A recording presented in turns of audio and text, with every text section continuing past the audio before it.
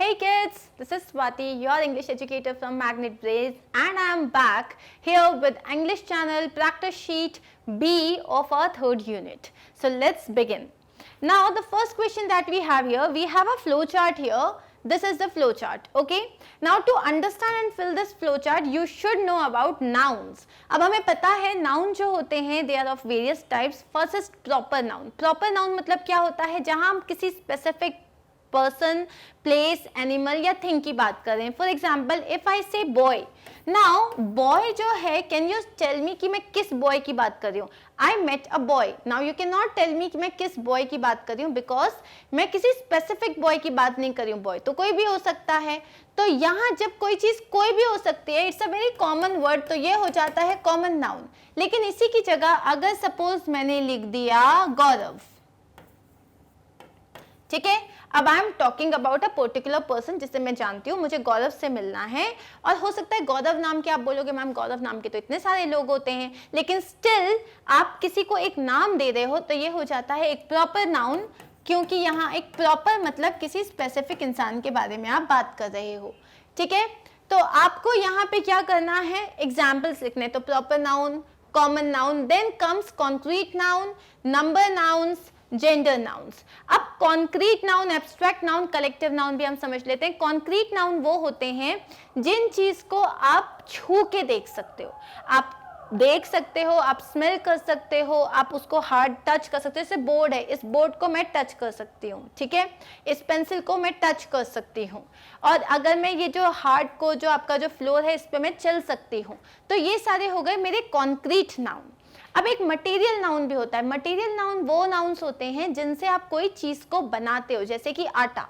What do you make with आटा? Flower. You make chapatis. ठीक है, सिमिलरली अगर आपके पास लेट्स से दाल है तो यू विल प्रिपेयर सब्जी और you will prepare dal with it. If you have cement तो you will prepare a building with it, और you can prepare pots with it.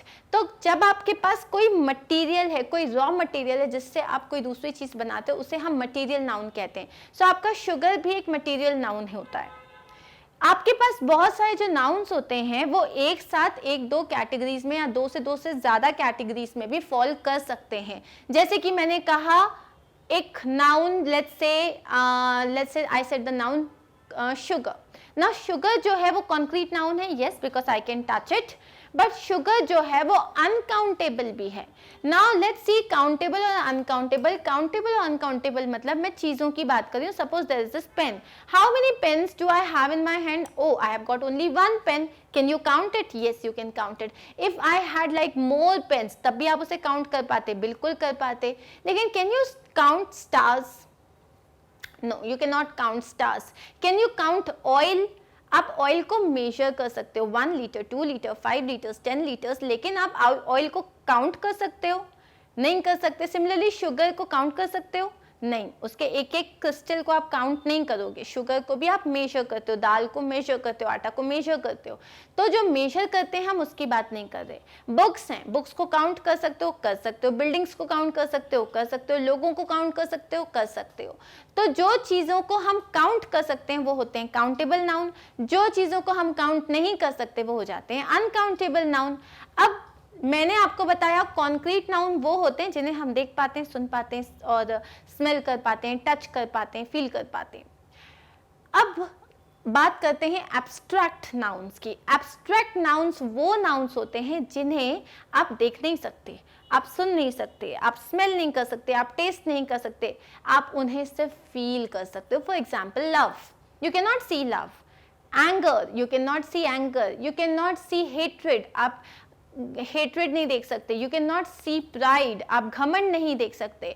Words को आप सुन सकते हो, एक्शंस को आप देख सकते हो, लेकिन आप इन चीजों को नहीं देख सकते. तो एब्स्ट्रैक्ट नाउन्स वो नाउन्स होते हैं जिनको आप अपने 5 सेंसेस, आईज, ईयर्स, नोज, टंग, और यहाँ पे आपका जो है हैंड्स, जो स्किन जिससे आप फील करते हो. तो ये जो चीजें हैं जिनसे आप उनको देख नहीं सकते, सुन नहीं सकते, लेकिन आप उन्हें महसूस कर सकते हो, उन्हें हम कहते हैं एब्स्ट्रैक्ट नाउन. ठीक है, जैसे कि मैंने बात की चाइल्डहुड. अब जो बचपन होता है, बचपन आप नहीं देख सकते, you can see a kid, you can see the kid growing, लेकिन आप बचपन को नहीं देख सकते, बचपन को आप महसूस कर सकते हो। So here now what you have to do, okay, one thing is left which is collective noun. Collective noun मतलब होता है अ ग्रुप ऑफ थिंग्स। तो जब भी हम बात कर रहे हैं किसी भी ग्रुप ऑफ थिंग्स की, फॉर एग्जांपल इफ आई से कि a group of students, what will I call a group of students, I will call them a class. A group of classes, I'll call that a school or a college. If I say a group of people, I'll call it a crowd. If I say a group of fish, I'll call it a school of fish. तो collective noun मतलब किसी भी group को जब आप एक नाम देते हो उसे अपन कहते हैं collective noun. Now let's come to gender. अब आपके पास जेंडर नाउन होता है। जेंडर नाउन का मतलब क्या होता है, जो हम स्त्रीलिंग पुल्लिंग पढ़ते हैं। अगर आप एक जेंडर की बात करो तो आप जितनी भी चीजें दुनिया में हैं इनको 4 जेंडर्स में डिवाइड कर सकते हो। एक होता है मैस्कुलाइन जेंडर, मतलब जो मेल कैरेक्टर की बात करता है, जैसे कि बॉय। बॉय क्या हो गया, एक मेल है, हमें पता है, तो ये हो गया मैस्कुलाइन जेंडर। एक होता है न्यूटर जेंडर, उसके पहले हम देखते हैं फेमिनाइन जेंडर। फेमिनाइन जेंडर का मतलब होता है जहां पे आप किसी भी फीमेल कैरेक्टर की बात करते हो, चाहे वो एनिमल्स में हो चाहे वो ह्यूमंस में हो, जब आप किसी फीमेल कैरेक्टर की बात करते हो तो वो हो जाता है आपका फेमिनाइन जेंडर। अब आता है एक कलेक्टिव या common gender, sorry common gender. Common gender का मतलब होता है, जैसे मैंने बोला I met a doctor, now can you tell me the doctor was male और female? No, doctor can be a male और अ फीमेल। टीचर मेल भी हो सकती है, फीमेल भी हो सकती है। चाइल्ड मेल भी हो सकता है, फीमेल भी हो सकता है। तो जो पर्टिकुलर वर्ड्स जो हैं वो मेल और फीमेल दोनों की कैटेगरी में फॉल करते हैं, उन्हें हम बोलते हैं कॉमन जेंडर। एंड लास्ट में होता है न्यूटर जेंडर। न्यूटर जेंडर मतलब ये पेन, अब इस पेन का क्या जेंडर है? पेन का तो कोई जेंडर नहीं होता, इट्स अ थिंग, इसका कोई जेंडर नहीं है, तो इसको हम एक नो जेंडर वाली कैटेगरी में रखते हैं जिसका नाम होता है neuter gender. So are we clear with it? 4 gender, सबसे पहला है जो मेल कैरेक्टर शो करे मैस्कुलाइन, फीमेल कैरेक्टर फेमिनाइन, जो किसी में भी आ जाए कॉमन, और जो किसी में नहीं आए वो होता है न्यूटर जेंडर। नाउ इसके बाद आता है सिंगुलर और प्लूरल। जब मैं किसी एक ऑब्जेक्ट की या एक पर्सन की बात करती हूँ तो वो होता है सिंगुलर, जैसे कि मैन या पेन। लेकिन अगर मैंने बात किया एक से ज्यादा तो हम उसको बोलते हैं प्लूरल, तो उसमें हो जाएगा मैन का बन जाएगा मेन, MEN, और पेन का हो जाएगा पेन्स, बुक का हो जाएगा बुक्स, और स्वीट का हो जाएगा स्वीट्स, मिठाई का। तो इस तरीके से आप SES, और उसमें भी बहुत सारे फॉर्म्स होते हैं। This is how you make singular से प्लूरल। क्लियर? नंबर नाउन देख लिए, जेंडर नाउन देख लिए, नाउन के टाइप्स देख लिए। अब यहाँ पे आपको फिल करना है जस्ट एग्जाम्पल्स। तो प्रॉपर नाउन में हमने लिखा श्रेया, कॉमन में गर्ल में सिंपल गर्ल लिख दिया, कॉन्क्रीट में बुक्स में लिखा है काउंटेबल, अनकाउंटेबल में oil, abstract love, collective class, singular bat, plural bats, masculine boy, neuter box, feminine girl, and common baby. Clear? Next question. Form abstract nouns, FORM, form abstract nouns from these adjectives, then use any 4 of the nouns to write a short paragraph on the importance of being earnest. अब सबसे पहले इन सब के abstract nouns form करने हैं। तो kind का हो जाता है काइंडनेस, सिमिलरली सिंसियर का हो जाएगा सिंसियरिटी। तुम्हारी सिंसियरिटी जो होती है ना, वही बताती है कि तुम एग्जाम में पास हो गया नहीं होगे। तो कोई चीज बताती है तो मतलब वो नाउन है। और सिंसियरिटी को देख सकते हो? नहीं, आप किसी आदमी को देख सकते हो, पढ़ते हुए देख सकते हो, सिंसियरिटी को सिर्फ फील कर सकते हो। वाइस का हो जाएगा विजडम, समझ। ऑनेस्ट, ऑनेस्ट का मतलब होता है ईमानदारी। अभी जैसे मैंने बोला वो एक ईमानदार आदमी है, he is an honest man. Honesty उसकी मुझे अच्छी लगी, उसकी ईमानदारी अच्छी लगी, ऑनेस्टी। इंटेलिजेंट का हो गया इंटेलिजेंस, क्यूरियस का हो गया क्यूरियोसिटी। अब यहाँ हमने एक छोटा सा पैराग्राफ लिखा है about the importance of being earnest. Earnest का मतलब होता है when you are sincere, sincerity को बोलते हैं अर्नेस्ट। ठीक है, तो let's see the paragraph. Earnest implies having a purpose and being steadily and soberly eager in pursuing it. Earnest का मतलब होता है कि आप अपनी लाइफ में, आपके पास एक गोल है, आपको एक चीज है जिसे अचीव करना चाहते हो, और उस चीज के लिए आप बहुत ज्यादा सिंसियर हो, आप स्टेडी हो, और आप उसे परस्यू कर रहे हो। इसको बोलते हैं अर्नेस्ट होना। Once a person knows that he or she is sincere enough towards his or her goal, there is no stopping. एक बार किसी आदमी को पता चल गया कि वो जो है वो बहुत ज़्यादा सिंसियर है कि उसको उसका गोल पाना है, तो बस उसके बाद कोई रोक नहीं सकता उसको. This sincerity takes different forms and gets converted into passion. अब ये जो sincerity होती है, जब आप बहुत ज़्यादा sincere हो जाते हो तो क्या होता है, वो आपका passion बन जाता है. ठीक है, hard work, focus, perseverance and tenacity. इसका मतलब आप जो हो बहुत ज़्यादा उस लक्ष्य के पीछे भागने लग जाते हो, सिंसियरिटी के साथ हार्ड वर्क करते हो और आपका पैशन बन जाता है, वो आपको उस चीज़ को पाना होता है. Sincerity is the reason why a person works towards something and the force that drives that person to go and get that what they want in life. Sincerity एक force है. जैसे अगर खाना बनाने के लिए आपको क्या चाहिए, आपको गैस की ज़रूरत होती है, एनर्जी की ज़रूरत होती है, आपको दौड़ना है तो आपको ग्लूकोज की ज़रूरत होती है आपकी बॉडी में. सिमिलरली अगर आपको कोई गोल अचीव करना है आपकी लाइफ में, आपको जिस चीज़ की ज़रूरत है वो है sincerity.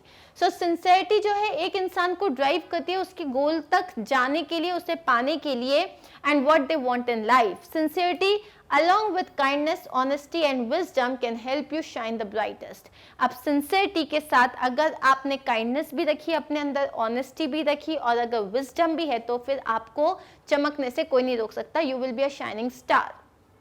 So this is a paragraph जिसमें हमने 4-5 words use किए हैं, जिसमें से एक है kindness, honesty, wisdom, उसके बाद sincerity और earnest. ये सारे words हमने use किए हैं. Clear? चलिए आगे बढ़ते हैं.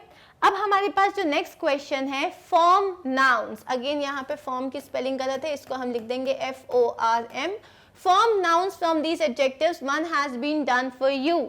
अब फैक्चुअल ये क्या है, ये एडजेक्टिव है. फैक्चुअल से अपन को नाउन फॉर्म करना है. सो फैक्चुअल का बन जाएगा फैक्ट, थियोरेटिकल का बन जाएगा थ्योरी, एनर्जेटिक का बन जाएगा एनर्जी.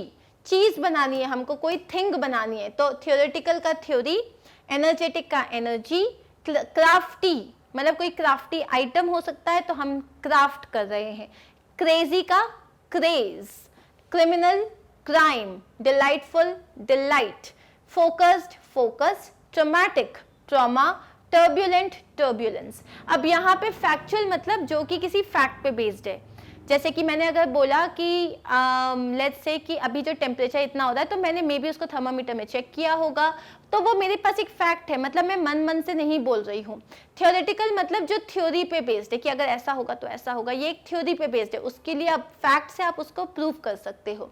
एनर्जेटिक मतलब बहुत ज़्यादा आपके अंदर बहुत एंथुसियाज्म है. क्राफ्टी मतलब जब आप अलग अलग तरीके के काम कर रहे हो, तो आपके पास सपोज आपने इयररिंग्स बनाए हैं या आपने आइसक्रीम जो स्टिक्स होती है उससे घर बनाए, तो those are all crafty items. Crazy मतलब एकदम पागल. पागल not in a sense, in a negative sense. Crazy का मतलब ये भी हो सकता है that you are totally like hyper active and all. Criminal, we know the meaning of criminal. Delightful मतलब बहुत ही प्यारा. फोकस्ड मतलब जहाँ पे आपने अपना पूरा फोकस लगा दिया. और ट्रॉमेटिक मतलब बहुत ही ज़्यादा पेनफुल. ट्रॉमेटिक जैसे अगर मान लो किसी का एक्सीडेंट आपने देख लिया, बहुत ही खतरनाक एक्सीडेंट, तो वो आपके लिए ट्रॉमेटिक हो सकता है. मतलब उससे आपकी फीलिंग्स, आपकी अंदर तक बहुत ज़्यादा असर पड़ सकता है, तो वो पेनफुल असर जो होता है उसे आप ट्रॉमा कहते हो. टर्ब्यूलेंट मतलब क्या होता है, डिस्टर्बेंस. ओके, नाउ इन सारे जो वर्ड्स को अभी आपने बनाया, उन्हीं वर्ड से आपको यहाँ पे जो ब्लैंक्स है उन्हें फिल करना है. I dash the gift yesterday. अब आपके पास क्या है, रिसीव. I receive. अब आपको यहाँ पे यहाँ पे जो वर्ड्स हैं इनको आपको करेक्ट टेंसेस में यूज करना है. तो रिसीव आपको दिया हुआ है, ठीक है. टेंसेस की वीडियो आप देख चुके हो, प्लेलिस्ट में ऑलरेडी है. टेंसेस की वीडियो देखने के बाद तो ये बहुत इजी हो जाएगा. I dash the gift yesterday. मुझे कल गिफ्ट मिला था. I am talking about past time. Past time में हम यूज करते हैं वर्ब का सेकंड फॉर्म. हम यूज करते हैं, जैसे वर्ब है हमारा, कोई भी वर्ब है, लेट्स से हमारा वर्ब है सिट, सैट, सैट, ठीक है. तो वर्ब के 3 फॉर्म्स होते हैं. इसको आप बोलो प्रेजेंट फॉर्म, इसको आप बोलो पास्ट फॉर्म, और इसको आप बोलते हो पास्ट पार्टिसिपल फॉर्म, ठीक है. इसको हम यूज करते हैं सिंपल टेंस में या इनडेफिनिट टेंस में. इसे हम यूज करते हैं सिर्फ और सिर्फ पास्ट इनडेफिनिट टेंस में. ठीक है। और पास्ट पार्टिसिपल हम यूज करते हैं परफेक्ट टेंस में। तो वर्ब के जो 3 फॉर्म्स होते हैं उसकी लिस्ट आपको ऑलरेडी प्रोवाइड की गई है। तो यहाँ पे आपके पास कोई भी वर्ड हो, अब हमें मालूम है हमें कौन सा फॉर्म यूज करना है, स्ट्रक्चर हमें टेंसेस का पता है। So let's start doing this. I dash the gift yesterday, मुझे कल गिफ्ट मिला था। रिसीव जो है फर्स्ट फॉर्म है, सेकेंड फॉर्म इसका क्या हो जाएगा, receive. I dash the gift yesterday. अब मेरे पास वर्ड क्या है, रिसीव। रिसीव मतलब मिलना। मुझे कल एक गिफ्ट मिला था, या मैंने कल एक गिफ्ट लिया था, मुझे पाया था, व्हाटएवर। तो यहाँ पे आप क्या लिखोगे, क्योंकि आपको कल मिला था, we are talking about past time, तो ये हो जाएगा रिसीव्ड। हम यूज करेंगे past form of our verb, जो कि हम पास्ट टेंस में यूज करते हैं, जैसे हम second form of the verb भी कहते हैं। I received the gift yesterday. Right now, अभी इस वक्त की बात हो रही है। Right now we dash in the class. अब क्या वर्ब दिया है आपको, वर्ब दिया है सिट। अब वो इसमें आपको यहाँ पे ये जो वर्ड दिया है नाउ, इसका मतलब होता है ये इस वक्त हो रहा है। नाउ का मतलब होता है इस मोमेंट पे, इसका मतलब हम बात कर रहे हैं प्रेजेंट कंटिन्यूअस टेंस की। प्रेजेंट में बात कर रहे हो और इस वक्त हो रहा है तो कंटिन्यूअस टेंस है। और कंटिन्यूअस टेंस में आप क्या करते हो, वर्ब का आईएनजी सब्जेक्ट आ जाता है, फिर आप लगाते हो इज या एम या आर लगाते हो और आपके वर्ब का आईएनजी फॉर्म आ जाता है। तो हमारे पास सब्जेक्ट है वी, सब्जेक्ट के बाद अब वी है प्लूरल, प्लूरल के साथ क्या आएगा, इज नहीं आएगा, एम नहीं आएगा, क्या आ जाएगा, आर। तो ये हो जाएगा आर। वर्ब क्या है आपके पास, सिट। सिट में आप आईएनजी लगाओगे, स्पेलिंग में थोड़ा सा चेंज आएगा और ये बन जाएगा I we are sitting in the class. Clear with this? आपको यहाँ पे वो वर्ड्स देखने पड़ेंगे जिससे पता चलेगा ये काम कब हो रहा है। जैसे येस्टरडे का मतलब पास्ट है, नाउ का मतलब है इस वक्त। आगे देखते हैं, She dash for a walk every morning। अब यहाँ पे आप अपना क्लू वर्ड देखो, क्या है clue word, every morning. Every morning मतलब हर रोज। यहाँ हम एक आदत की बात कर रहे हैं। अगर हम एक आदत की बात करें, इसका मतलब हम सिंपल प्रेजेंट टेंस या प्रेजेंट इंडेफिनिट टेंस की बात कर रहे हैं। प्रेजेंट इंडेफिनिट टेंस का हमारा फॉर्मूला होता है, हम सिर्फ सब्जेक्ट को देखते हैं, प्लस इसके बाद जो हमारा वर्ब होता है, अगर वो सिंगुलर है तो उसमें आप एस या ई एस ऐड करते हो, अगर प्लूरल है तो नहीं ऐड करते हो बस, और बाकी आपका सेंटेंस आ जाता है। तो यहाँ पे आप बोलोगे she dash for a walk every morning.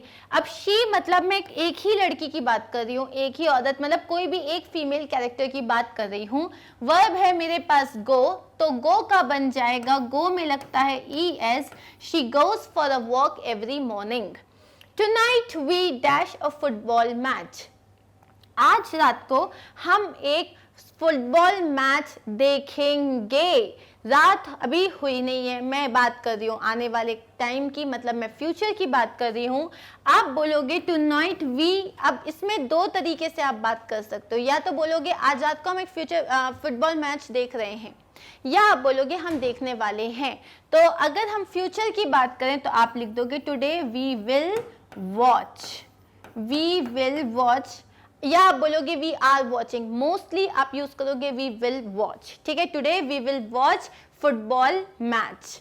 Bhupen dash the piano for an hour now. अब क्या लिखा हुआ है, Bhupen the piano for an hour now. मतलब अब यहां समझो, ये तुम्हारा प्रेजेंट टाइम है, ये पास्ट है, एंड दिस इज फ्यूचर। मतलब अब वो क्या बोल रहा है, भूपेन पिछले 1 घंटे से प्रैक्टिस कर रहा है। Bhupen dash the piano for an hour now, मतलब वो 1 घंटे से और अभी भी प्रैक्टिस चल रही है। इसका मतलब सपोज उसने यहाँ पे कहीं स्टार्ट किया था, ठीक है, उसने प्रैक्टिस करना और अभी भी वो प्रैक्टिस कर ही रहा है। तो इस वक्त उसको ऑलरेडी 1 आवर हो चुका है, प्रैक्टिस चालू है, प्रैक्टिस कंटिन्यू होती जा रही है। तो कोई चीज जो पास्ट में स्टार्ट हुई थी और अभी भी कंटिन्यू हो रही है, मतलब हम बात कर रहे हैं प्रेजेंट परफेक्ट कंटिन्यूअस टेंस की, ठीक है। अब यह Bhupen has been playing the piano for an hour now, वो 1 घंटे से पियानो जो है उसको प्रैक्टिस कर रहा है। Bhupen has been practising the piano for an hour now.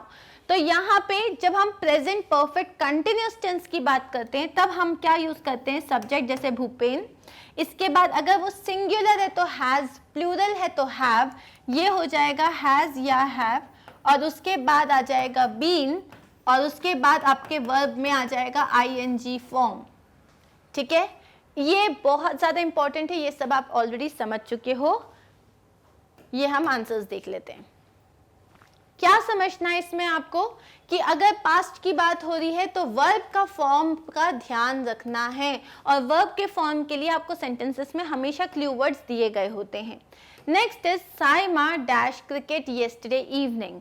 अब क्या लिखा हुआ है यहाँ पे, येस्टरडे इवनिंग, पिछली शाम को, मतलब एक दिन पहले वाली शाम को साइमा वॉज प्लेइंग। अब यहाँ पे Saima dash cricket yesterday evening, अब तुम बोल रहे हो साइमा जो थी वो कल शाम को क्रिकेट उसने खेला था, साइमा ने कल शाम को क्रिकेट खेला था, तो क्या हो जाएगा, Saima played cricket yesterday evening. Simple, past की बात हो रही है। Roopsi dash a very interesting book these days, आजकल रूपसी एक बहुत इंटरेस्टिंग बुक पढ़ रही है। अब आप हिंदी में ही पढ़ो, उसको कैसे बोल रहे हो कि इन दिनों मैं क्रिकेट सीख रहा हूँ, इन दिनों मैं गिटार क्लासेस ले रहा हूँ, रूपसी जो है वो एक नई बुक पढ़ रही है। तो यहाँ पे जब कोई काम जो है वो इन दिनों आप कर रहे हो, जो कि ऑलमोस्ट जो है एकदम छोटे से टाइम के लिए नहीं, थोड़ा सा चल रहा है, तो क्या होता है आप उसको प्रेजेंट कंटिन्यूअस के फॉर्म में बात करते हो। यहाँ आ जाएगा Roopsi is reading a very interesting book these days, वो जो है इन दिनों एक बहुत इंटरेस्टिंग बुक पढ़ रही है। ओके, अब है हुनर dash my work when my teacher called me. हुनर डैश, अपने पास वर्ब क्या है, डू। हुनर dash my work when my teacher called me, जब मेरी टीचर ने मुझे बुलाया तब हुनर मेरा काम कर रही थी, तब हुनर मेरा काम कर रही थी। क्या आप ऐसे बोल सकते हो कि जब तुम्हारी टीचर ने मुझे बुलाया तब हुनर ने मेरा काम किया था? नहीं, हम नॉर्मली कैसे बोलते हैं, जब वो आया था तब मैं ये काम कर रही थी। तो कर रही थी पास्ट में, मैं एक काम था जो चल रहा था, मतलब पास्ट कंटिन्यूअस का हो जाएगा, तो हुनर वॉज डूइंग, वॉज आ जाएगा पास्ट का और वर्ब में ing आ जाएगा, तो वो बन जाएगा doing. My grandfather dashed tomatoes in his garden every winter. Her winter को मेरे जो ग्रैंडफादर हैं वो अपने गार्डन में टमाटोज जो हैं, टमाटोज उगाते हैं, ग्रो करते हैं। तो ये एक अगेन ये एक हैबिट है, ये जो है एक फैक्ट है, वो हर विंटर को यही काम करते हैं, ये चला आ रहा है। तो आप बोलोगे प्रेजेंट इनडेफिनिट यूज करोगे, ग्रो में एस लगा दोगे, that is it. So my grandfather grows tomatoes in his garden every winter.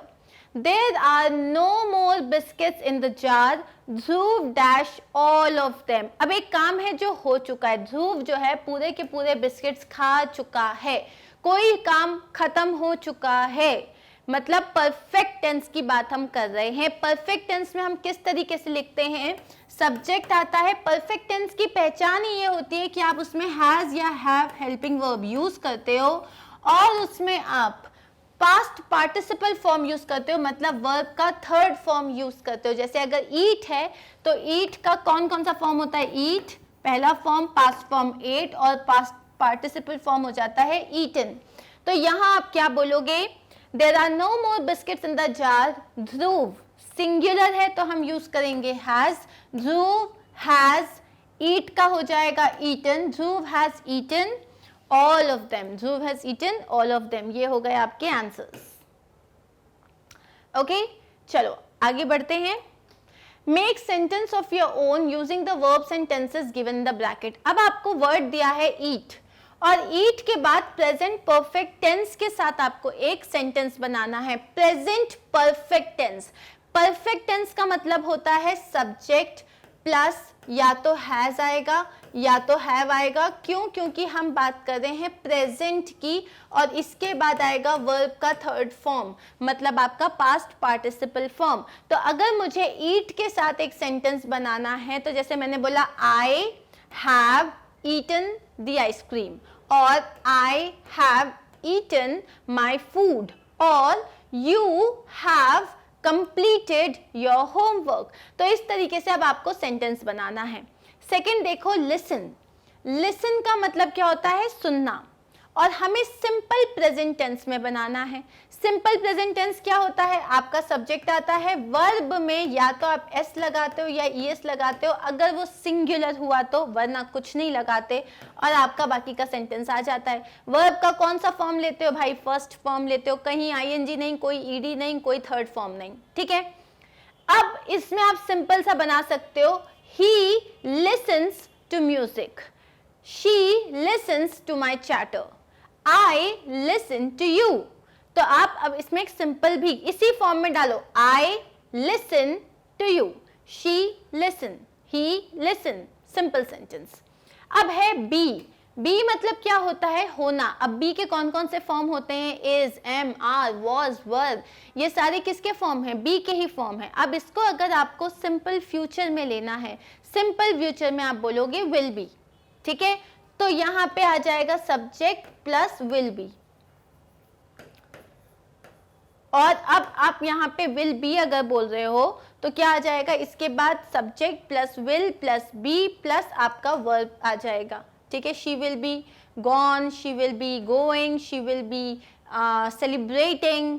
तो अब आप जब भी सिंपल फ्यूचर यूज करते हो तो आईएनजी तो यूज करते नहीं हो, तो यहाँ क्या गड़बड़ हो रही है, यहाँ पे मतलब अगर मैं बोल रही हूँ कि मुझे सिंपल फ्यूचर और बी यूज करना है, तब मैं सीधे बोलूंगी जैसे शी विल ईट। अब यहाँ पे ऑलरेडी उसका होना हो गया, तो अब हम इसके आंसर्स देख लेते हैं। जैसे यहाँ पे मैंने बोला they will be visiting us today, simple future tense है। अब सिंपल फ्यूचर टेंस में मैंने क्या यूज किया, दे विल बी विजिटिंग अस। ये जो है ये तो फ्यूचर कंटिन्यूस टेंस हो गया, तो यहाँ पे दे विल होगा और विजिट अस टुडे होगा, क्योंकि होना तो हो ही रहा है। विल मतलब क्या होता है, बी का फ्यूचर फॉर्म होता है, इसलिए they will visit us today. बाकी के सेंटेंसेस आपके सामने हैं। अब हम आगे जाएंगे नेक्स्ट क्वेश्चन। अब यहाँ पे क्या है, लर्न, वर्ब हमें दिया है लर्न, और past perfect tense. Perfect tense में क्या आता है, सब्जेक्ट तो पहले हर जगह लिख ही दो, फिर परफेक्ट टेंस मतलब हैज, हैव होता है, लेकिन हम पास्ट की बात कर रहे हैं तो उसमें आ जाएगा हैड, और उसमें आ जाएगा वर्ब का थर्ड फॉर्म। तो अगर यहाँ लर्न तुम्हारा सब वर्ब है तो जैसे आई लिख दिया मैंने, आई हैड, अब वर्ब का third form learned, I had learned my poems, I had learned the times table, I had learned my lesson, anything, okay? Go के साथ future perfect tense, future perfect tense, perfect tense मतलब वही have, has। अब subject अब future है तो will तो लगाना ही पड़ेगा, और will के साथ has तो आता नहीं है तो आप have ही लगाओगे, और उसके बाद आपके पास वर्ब का थर्ड फॉर्म। तो आई अभी यहाँ पे फ्यूचर परफेक्ट टेंस है, सो परफेक्ट का मतलब परफेक्ट टेंस फ्यूचर में हो, सिंपल में हो, प्रेजेंट में हो, पास्ट में हो, वर्ब का तो थर्ड फॉर्म लगेगा। तो बस लगा दिया, एक विल ऐड करना है, विल के साथ हैज कभी नहीं आता, हैव ही आता है। तो यहाँ पे क्या हो जाएगा, like I will have gone, I will have gone to the market, मैं मार्केट जा चुका होऊंगा, ओके। नेक्स्ट इज राइट, क्या दिया है हमें verb, right. Past continuous tense, past और कंटिन्यूअस, कंटिन्यूअस का मतलब होता है आईएनजी फॉर्म, वर्ब में लग जाता है आईएनजी फॉर्म। अब अगर सब्जेक्ट हो गया प्लस, अब पास्ट की बात हो रही है तो या तो वॉज होगा या तो वर होगा, और इसके बाद जो है वर्ब में आपका आईएनजी फॉर्म लग जाएगा। तो अब मैं क्या बोलूंगी, she was writing a letter, I was writing a letter, they were writing a letter, that is it। तो यहां हो गए हमारे आंसर्स। क्लियर, हमने लिख दिया we had learned our lessons, the teacher will have left by then, Sneha was writing a letter। अब है हमारे पास फ्यूचर कंटिन्यूअस टेंस, कंटिन्यूअस का मतलब आईएनजी, तो ये हो गया सब्जेक्ट प्लस फ्यूचर है तो भैया विल लगा ही दो और वर्ब में लगा दो आईएनजी फॉर्म। लेकिन अगर मैं बोलूं शी विल ईटिंग, कुछ मिसिंग है, क्या मिसिंग है, यहां आएगा आपका बी। वर्ब में अगर आपको वर्ब के पहले आईएनजी के फॉर्म के पहले बी लगाना पड़ेगा, will be, she will be eating, I will B sleeping, you will be going, और अभी हमें क्या लिखना है, stay. So you will be staying with me throughout the video. You will be staying with me. अब है present continuous tense. Present continuous, continuous मतलब ING, तो सब्जेक्ट हो गया, इज आ जाएगा या एम आ जाएगा या आर आ जाएगा और वर्ब में आईएनजी फॉर्म आ जाएगा, खत्म। तो क्या हो जाएगा, लिव, आई विल बी, नहीं sorry, I am living with you, you are living with me, they are living alone, anything. Clear? So ये हो गए हमारे answers. The beggar is living a miserable life. My mother will be staying with me. अब है make a list of things that you would do on a family picnic. अब this can be totally your answer. I have just given you some points. अगर आप family picnic में जाओगे तो आप क्या करोगे? अगर मैं family picnic में जाऊंगी then what would I do? That is what I have written here. I will play a lot of games with my family. We will eat scrumptious. Scrumptious का मतलब होता है delicious. We will eat scrumptious sandwiches and muffins made by my mother. I will go fishing with my dad. We all will hit the pool and enjoy. Hit the pool का मतलब ये नहीं कि pool को लिया और मार दिया, इसका मतलब होता है we'll all go for swimming in the pool. I will plan a secret water balloon fight. Of course, that's how crazy I can get when it comes to family and masti. So I'll have a lot of balloon fight with my family. We will race with our parents and have a lot of fun. So this is what we used to do. Now, if you want to do something else, you can always add in here. Clear? आगे बढ़ें? Okay, an article. अब हमारे पास जो practice B है उसमें article writing का session है। Article क्या होता है?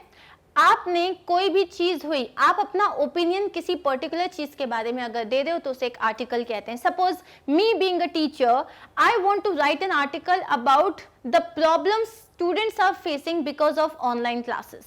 आपको बहुत ज़्यादा आंखों पे स्ट्रेस होता है, आपका सोशल कनेक्शन बहुत कम हो गया है आपके फ्रेंड्स के साथ, प्लस एक जो टीचर और स्टूडेंट का बॉन्ड होता है वो कहीं ना कहीं कम होता जा रहा है। So I want to share my opinions, my individual opinions. तो उसको अगर मैं एक फॉर्मेट में लिखती हूँ, एक पैराग्राफ के फॉर्म में लिखती हूँ, उसे मैं एक आर्टिकल कहती हूँ। ठीक है? An article is an informative piece of writing about personal experiences and opinions or about fact. Articles are usually found in newspapers, magazines and newsletters. Newspapers में अगर आपने देखा होगा कभी ग्लोबल वार्मिंग के बारे में आता है, कभी जो है हम किस तरीके से वुमेन एम्पावरमेंट की बात कर रहे हैं उस पर आता है, कभी बच्चों के लिए जो नई फैसिलिटीज़ आती हैं उस पर आता है। तो लोग अपने ओपिनियंस, अपने थॉट्स लिखते हैं। Let's say global warming. अब ग्लोबल वार्मिंग एक फैक्ट है, हम सबको पता है ये हो रहा है, हम पेड़ काटते जा रहे हैं, ग्लोबल वार्मिंग बढ़ती जा रही है, टेम्परेचर बढ़ता जा रहा है। तो यहाँ पे आप क्या देख रहे हो कि आप फैक्ट्स के बारे में भी लिख सकते हो। अब फैक्ट्स के बारे में लिखने के लिए आपको अच्छी खासी रिसर्च भी करनी पड़ती है। Clear? Is science a blessing और a curse? Write an article for the और against the topic in about 200 words. अब आपके पास टॉपिक है कि साइंस, टेक्नोलॉजी, ये एक मतलब ब्लेसिंग है या ये एक कर्स है, मतलब ये आपकी लाइफ को बहुत ब्लेस कर रहा है या ये आपके लिए एक श्राप है। अब ये आपको इसमें से या तो आप इसके लिए फॉर में हो, फॉर मतलब yes I think that science is a blessing, और अगेंस्ट में चल जाओ कि नहीं साइंस इज अ कर्स। अब इस पे आपको एक आर्टिकल लिखना है अराउंड 200 to 250 वर्ड्स में। कुछ पॉइंट्स आपके दिमाग में आपको रखने हैं। सबसे पहला, कोई एक साइड चूज कर लो। ये नहीं कि हाँ ये अच्छी भी बात है और बुरी भी बात है, तो आप कोई एक साइड चूज कर लो। List the points that come to your mind. अब जो भी आपके दिमाग में पॉइंट्स आ रहे हैं, पहले एक जगह पूरा स्टार्ट मत कर दो आर्टिकल लिखना, पहले सारे पॉइंट्स को लिख लो। Reorder them in a logical manner. अब देखो कि कौन सा पॉइंट पहले आना चाहिए, कौन सा पॉइंट बाद में आना चाहिए, उसको अरेंज करो। Expand on the points and include examples where you can support your thoughts. अब उन पॉइंट्स को इलैबोरेट करो, उन पॉइंट्स को डिटेल में लिखो। जहां जहां आपको लगता है आपके पर्सनल थॉट्स और पर्सनल एक्सपीरियंस आप ऐड कर सकते हो, वहां पे आप ऐड कर दो। Clear? Present your own ideas. Present your ideas using clear language. आपकी लैंग्वेज जो होती है एक लेमैन को समझ में आनी चाहिए। सपोज आप एक बहुत ही ज़्यादा, आप एक इंजीनियर हो या आप एक किसी फील्ड से हो, और अगर आप एकदम टिपिकल टर्मिनोलॉजी यूज़ करोगी तो आम जनता को तो बात समझ नहीं आएगी। तो एक सिंपल लैंग्वेज में उस चीज़ को लिखो। Read your article, give you an interesting title. अब अपने आर्टिकल को एक इंटरेस्टिंग टाइटल दो, ऐसा टाइटल जिसको पढ़ने के बाद रीडर का मन करे आपका आर्टिकल पढ़ने का।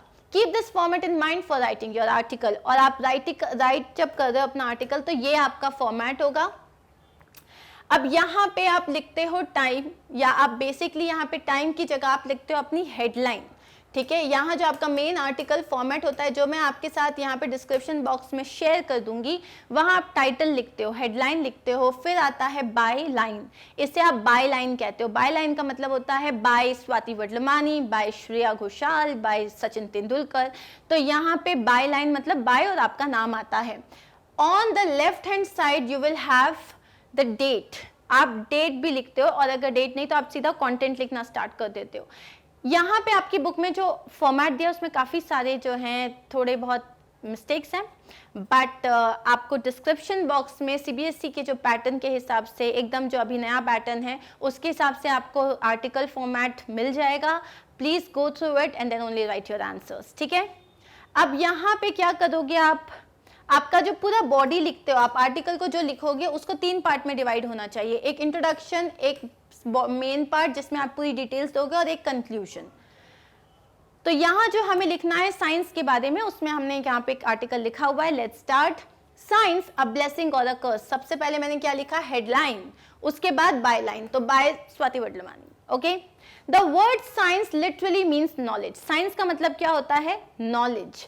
The modern age is an age of science, science is the greatest boon to the modern world. अब यहाँ पे जो वो आप डेट लिखते हो ना, उसकी बहुत ज़्यादा ज़रूरत नहीं है, क्योंकि आपका एक आर्टिकल छप रहा है, कौन सी डेट को छपा उससे ज़्यादा मतलब नहीं होता, और आपका जो मैगजीन होता है उसमें ऑलरेडी जो डेट्स होती हैं वो मेंशन होती हैं। Clear.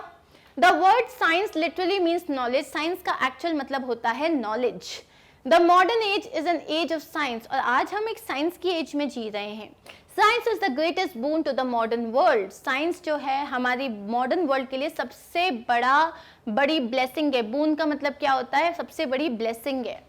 Modern gadgets such as washing machines, vacuum cleaners, refrigerators, personal computers, cable TVs, digital receivers, air coolers, air conditioners, cellular phones, super fast trains, speedy cars, etc. have made our lives a pleasurable experience. अब जहाँ देखोगे वहाँ आपको science का कोई ना कोई invention दिखेगा। ऊपर देखोगे फैन दिखेगा, सामने देखोगे एयर कंडीशनर दिखेगा, मेरे पीछे एक डिजिटल बोर्ड है, मेरे पास एक कीबोर्ड है, एक कैमरा है। Everything is an invention of science. So we are totally dependent and surrounded by different inventions, जिसकी वजह से आज हमारी लाइफ जो है वो बहुत ईजी हो गई है। Today work is a matter of pressing a button and controlling the whole process from air conditioned rooms to like flying a plane. आज आपको सिर्फ एक बटन दबाना होता है और आपका काम हो जाता है। Modern discoveries and inventions have increase human comforts and happiness. जितने भी आप मॉडर्न डिस्कवरीज कर रहे हो, पहले पंखा चालू करने के लिए जाना पड़ता था, आज की डेट में आपके पास एक रिमोट बटन होता है। इनफैक्ट आपके पास सिरी होती है जिसको आप बोल सकते हो, Siri please turn on the fan, तो she will do that. So it has become so easy. The first thing that man learned to do was to conquer nature. तो जब मैन को साइंस का ये बोन मिला तो पहली चीज उसने क्या की, वो नेचर को कॉन्कर करना चाहा, नेचर को अपने अंडर करना चाहा उसने। He can now sail the vast oceans, fly in the air, travel underground and do a lot more things. आज भले कितनी भी बड़ा डिस्टेंस हो, सीज हो, स्काई हो, we can travel from one place to another. Inventions like the telephone, mobile, computer, etc. they have changed man forever. Man जो है आज एक पूरा जो world है वो एक छोटी सी place बन गया है, because you can connect with everyone, anytime, any place. There have been inventions and discoveries in all aspects of life. Life के हर aspects में, मतलब हर जगह, चाहे आप मेडिसिन की बात करो, टेक्नोलॉजी की बात करो, आप बायो की बात करो, आप प्लांट्स की बात करो, आप खेती की बात करो, हर एस्पेक्ट में बहुत सारी डिस्कवरीज हुई है, इन्वेंशंस हुए हैं। Science has worked greater miracles in the field of health and medicine. Health और मेडिसिन की फील्ड में भी साइंस ने वंडर्स किए हैं। Science has been the greatest weapon in man's battle against disease of various kind. जो अलग अलग तरीके की डिसीजेस होती है उनसे लड़ने के लिए साइंस ने हमें सबसे ज़्यादा हेल्प किया है। Technology is on a rise every day. Every new day brings better technology with it. Technology हर दिन अपलिफ्ट हो रही है, हर दिन बेटर हो रही है, और हर दिन एक नई चीज़ हमें मिलती है। So we can say that science is a blessing to human life. और इसीलिए हम कह सकते हैं कि साइंस जो है वो ह्यूमन लाइफ के लिए एक ब्लेसिंग है। अगर आप इसको नेगेटिव में लिखना चाहो, again you will have loads of points, but here आपको कोई एक पर्टिकुलर एस्पेक्ट को टच करना है। लाइक या तो आप फॉर में बोल सकते हो या आप अगेंस्ट में बोल सकते हो। यहाँ पे I have written a paragraph जिसमें मैं साइंस के फेवर में मैंने बात करी। अगर आप अगेंस्ट में बात करना चाहो तो बिल्कुल बिल्कुल आप सही हो, क्योंकि बहुत सारी चीज़ें हैं जो साइंस की वजह से खराब होती जा रही हैं। तो आप अगर अपना पैराग्राफ लिखते हो तो do not forget to share it with me, because I would love to read your paragraph. And now the next question here is that we have a paragraph, मतलब हमको कुछ इन्फॉर्मेशन दिया हुआ है, रीडिंग कॉम्प्रिहेंशन है, on the basis of that we have to answer the questions. So guys let's begin with this. Jurassic Park the movie. अब Jurassic Park कितने लोगों ने देखा है? अगर आपने देखा है तो आप डेफिनेटली इससे कनेक्ट कर पाओगे। Jurassic Park, a science fiction film, opened to rave reviews in 1993. So 1993 में ये मूवी आई थी Jurassic Park, जो कि हाईली अक्लेम थी, बहुत पसंद की गई थी। Directed by Steven Spielberg, the plot is based on the story written by Michael Crichton. So Michael Crichton के द्वारा लिखी गई थी ये स्टोरी और डायरेक्ट किसने करी थी? स्टीवन स्पिलबर्ग ने। It is hailed as a landmark film for the way it has used computerized images. तो ये जो मूवी थी इसकी सबसे बड़ी बात ये थी कि आप जब देखते थे आपको लिटरली लगेगा कि स्क्रीन पे डायनासोर्स आ गए हैं, एंड उसमें जो कंप्यूटराइज इमेजेस आपने यूज करी हैं उसके वो एक स्टैंडर्ड बन चुका था कि the way they have used was brilliant. The story is about a billionaire John Hammond's theme park that has live dinosaurs. अब ये जो पूरी स्टोरी है ये जॉन हैमंड के बारे में थी, जो कि एक बिलियनायर है, मतलब बहुत पैसे वाला इंसान है, एंड उसका एक थीम पार्क है जिसमें उसके पास सही के डायनासोर्स थे। These dinosaurs have been created by cloning the DNA of insects trapped in amber. तो यहाँ पे इन डायनासोर्स को अचानक से कहाँ गए डायनासोर्स? वो तो एक्सटिंक्ट हो चुके हैं। उन्होंने ये डायनासोर्स को क्लोनिंग डीएनए, इंसेक्ट्स की जो डीएनए होते हैं उनको क्लोन कर करके बनाया था।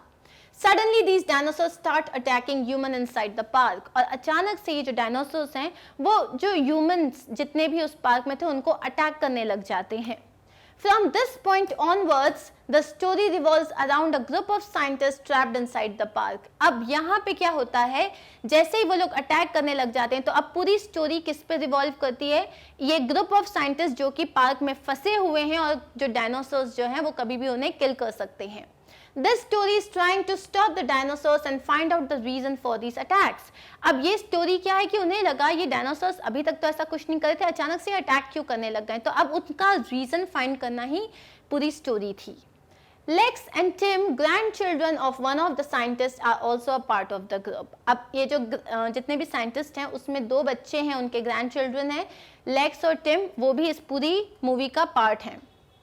Soon it is discovered that Hammond's rival has employed the computer programmer of the park to steal dinosaur eggs behind Hammond's back. बाद में पता चल गया कि ये सब हुआ कैसे, क्योंकि डायनासोर के एग्स जो थे वो चुरा लिए गए थे। तो ऑब्वियस सी बात है, अगर आप किसी डायनासोर के एग को चुरा लोगे तो वो तो भड़केगा।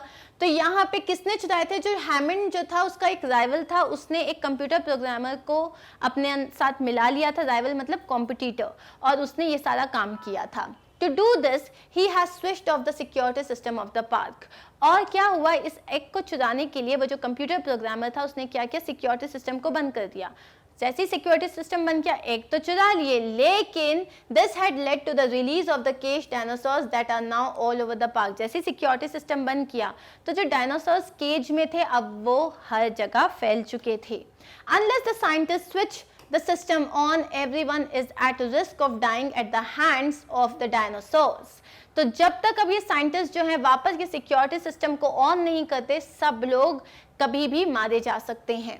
One of the mind-boggling aspects of the film is the mechanical dinosaurs that look and move like real animals. एक जो literally mind-boggling aspect है कि ये सारे जो डायनासोर्स हैं ऐसा लगता है रियल डायनासोर्स हैं। This has been made possible with the use of computer program called animatronics. अब ये जो पूरा जो एक आप इमेजेस को मूव कर रहे हो ऐसा लग रहा है सही के डायनासोर्स हैं, ये बना कैसे है? ये बना है एनिमेट्रॉनिक्स के थ्रू। ये कंप्यूटर प्रोग्राम होता है जिसके थ्रू उन्होंने ये पूरा डायनासोर्स क्रिएट किए थे। On the set, special effects gave a real life appearance to all their actions. So whatever they were showing on the set, it looked like it was all real. This quality of animatronics had never before been used in film making and is certainly path breaking. Now this kind of this animatronics. Now ये जो animation है ऐसा it was never done before and this was like a standard कि ऐसा film making में कभी किया ही नहीं गया था. Jurassic Park is also the first film to use DTS digital surround sound. तो वो जो सराउंड साउंड होता है जिसमें यहाँ से आवाज़ पूरे ट्रैवल करते हुए ऐसा लगता है यहाँ जा रही है, सो जो DTS डिजिटल साउंड होता है वो भी पहली बार यूज़ किया गया था. Patient research and experiments in film technology have made the making of Jurassic Park legendary. अब प्रॉपर रिसर्च की गई, एक्सपेरिमेंट्स करी गए जिसकी वजह से ये मूवी जो है वो लेजेंडरी हो गई, मतलब अपने आप में वो एक मिसाल हो गई. The film has won several Academy Awards for sound mixing and visual effects. तो obviously उसके जो visual effects थे और उसका जो sound था उसके लिए उसको बहुत सारे awards मिले.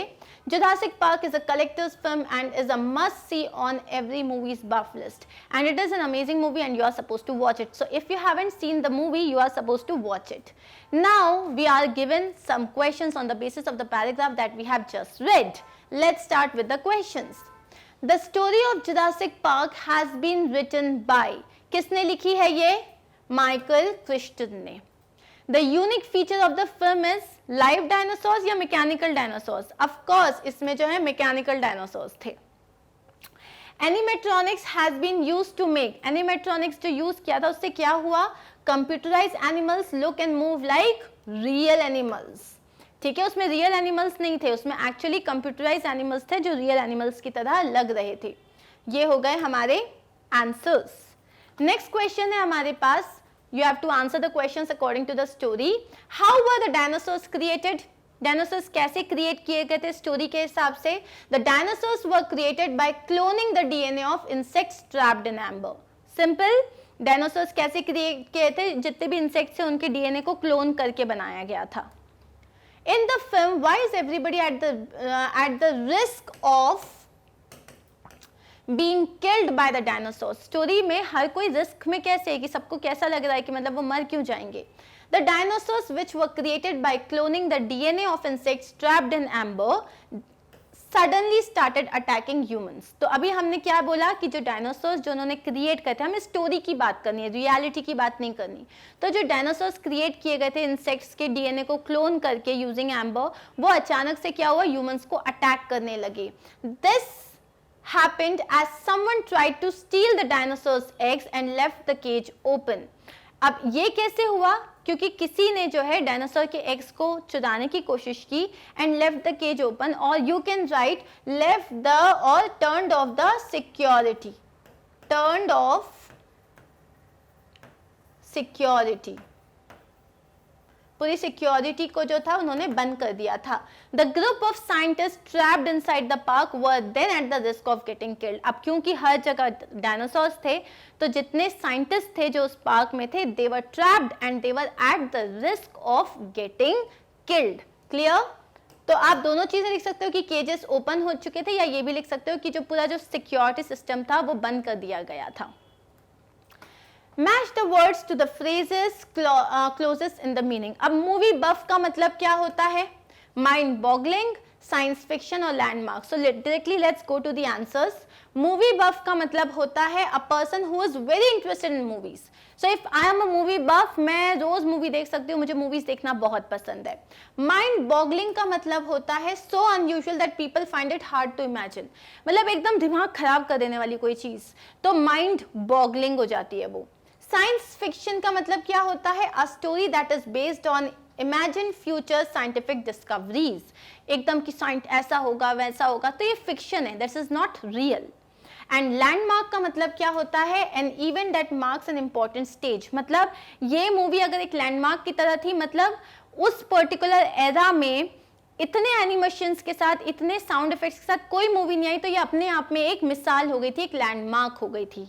Clear? And that is it. We are done with the practice sheet B of our English channel practice book, third unit. I hope you are done with it. I hope you have no doubts. But remember, tenses को practice करने के लिए आपके पास नीचे links हैं. अगर आप वो links को practice करोगे तभी आप tenses के questions को अच्छे से कर पाओगे.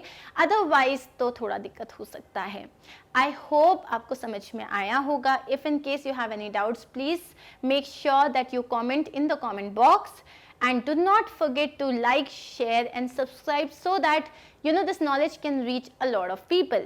If in case you have got any doubts or any problems in finding our videos, please visit our website, which is magnetbrains.com. Go to courses, all the courses will appear, select the class, select the subject, select the topic and your video will appear.